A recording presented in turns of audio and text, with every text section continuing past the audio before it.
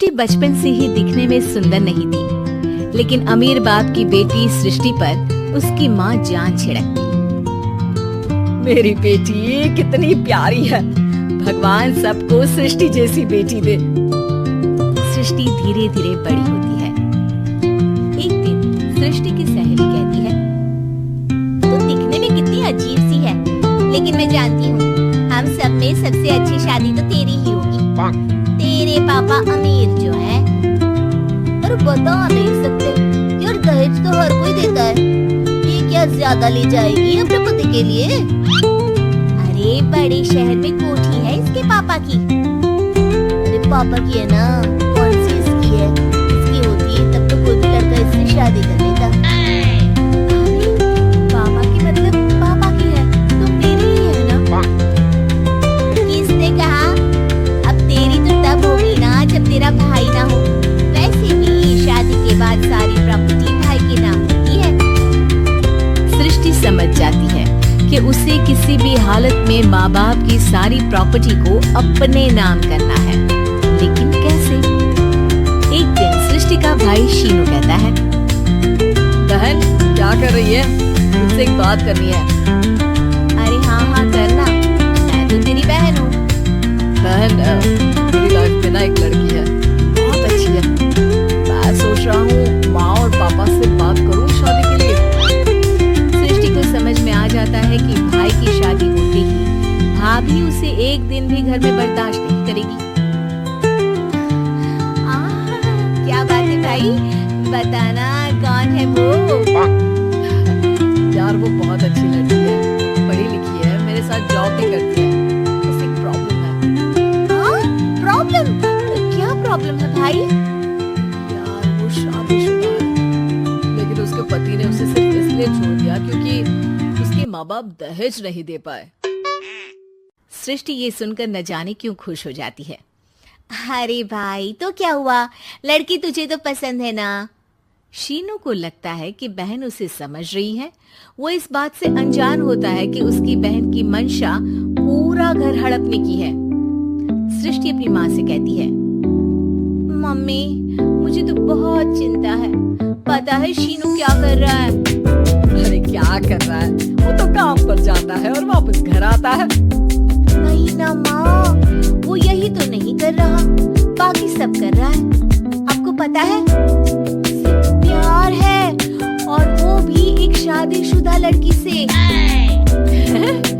ये क्या हो गया? मैं सोसाइटी में क्या मुंह दिखाऊंगी? अरे तेरे पापा तो यही कहेंगे कि मैंने ही उसे बिगाड़ दिया है। माँ देखो, मेरी बात मानो, पापा पर भी विश्वास करने की जरूरत नहीं है। अब आप ही बताओ, पापा इतनी देर घर के बाहर रहते हैं क्यों? बोलो। अरे बेटा वो तो नौकरी करते हैं ना। तू बहुत भोली है माँ, पापा का ऑफिस तो 7 बजे खत्म हो जाता है, लेकिन देखो कितनी देर से आते हैं। अरे नहीं नहीं बेटा, ऐसी कोई बात नहीं है। सृष्टि माँ को एक औरत से बात करते पिता की फोटो दिखाती है। देखो माँ कैसे है पापा, मैं ना कहती थी कि पापा सही नहीं है। मैं तेरे पापा से बात करूंगी, दे फोटो मुझे। ओ माँ वो तो डिलीट हो गई। लेकिन चल, तूने तो देख लिया ना, पापा से बाद में बात कर लेना। और हाँ, मेरा नाम बिल्कुल मत लेना। हाँ माँ। अब क्या था, सृष्टि की माँ और पिता के बीच झगड़ा होना शुरू हो जाता है। सृष्टि के मन में क्या चल रहा था कोई नहीं जानता था। एक दिन माँ, सृष्टि के लिए एक लड़का देखा है, वो लोग शाम को उसे देखने आने वाले हैं। और हाँ माँ, एक खुशखबरी, मैं और पापा मिलकर एक नया बिजनेस ट्राई कर रहे हैं। शाम को लड़का आता है, सांवले रंग का। सृष्टि को तो बिल्कुल भी पसंद नहीं आता।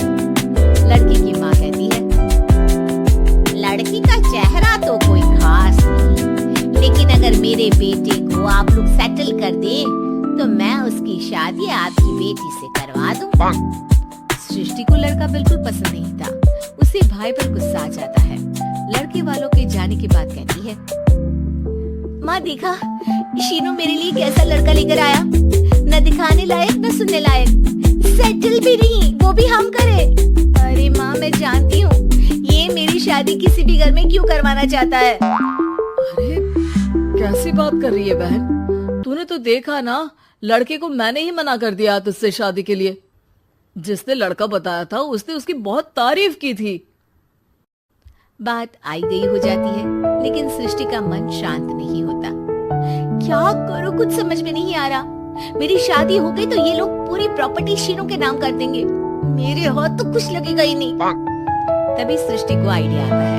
वो किसी वकील को फोन करती है। जी देखिए, अगर आपके मम्मी पापा का तलाक हो जाता है तो आपके पिता की आधी प्रॉपर्टी आपकी माँ के नाम हो जाएगी, फिर उसे वो किसी को भी दे सकती है। सृष्टि अब माँ को बेटे के खिलाफ करती है। माँ, शीनू पर नजर रखा करो, वो जिस लड़की के प्यार में है ना वो शादीशुदा है। यहाँ आएगी, सारा पैसा, रुपया, जमीन, जायदाद सब हड़प लेगी। पापा का भी हाल तुमसे छुपा नहीं है। ऐसा ना हो कि मैं और आप एक दिन सड़क पर भीख मांगे। हे भगवान, मैं तो जीते जी मर जाऊंगी अगर ऐसा हो गया तो। ऐसा हो गया नहीं माँ, ऐसा ही होगा। अभी समय है, आगे का सोच लो। मैं तो कहती हूँ पापा से आधी प्रॉपर्टी लेकर अलग हो जाओ। पापा की आधी प्रॉपर्टी भी हम लोगों को अगर मिल जाती है ना तो अगले 7 जन्म सफल समझो। बेचारी माँ बेटी के कहने पर पति से तलाक लेकर अलग हो जाती है। सृष्टि अब पैसों से गाड़ी और अपने दूसरे महंगे शौक पूरे करने लगी। उसके दोस्त भी उसके पैसे इस्तेमाल करते। सृष्टि, कल तुम कहाँ थी? मैं सारा दिन घर पर अकेली थी।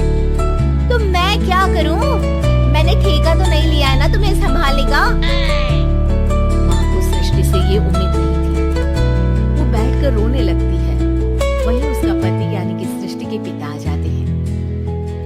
मैं जानता था कि तुम्हारा यही हाल होगा, तो आपने मुझे रोका क्यों नहीं? मैं रोकता तो तुम रुकती क्या? सृष्टि के कहने पर तुमने मुझ पर, अपने बेटे पर शक किया, लेकिन तुम ये भूल गई कि कैसे हम दोनों ने मिलकर जीवन में इतना सब खड़ा किया। माँ पति के गले लग जाती है। मुझे माफ कर दीजिए, मैंने आपकी कमाई का एक बड़ा हिस्सा गवा दिया। कोई बात नहीं, तुम साथ हो तो मैं ऐसी 7 प्रॉपर्टी खड़ी कर दूंगा। तभी वहाँ सृष्टि आ जाती है रोते हुए। माँ, मयंक ने मुझे छोड़ दिया। वो बोल रहा था जब तक मेरे पास पैसे थे तब तक ही वो मेरे साथ था।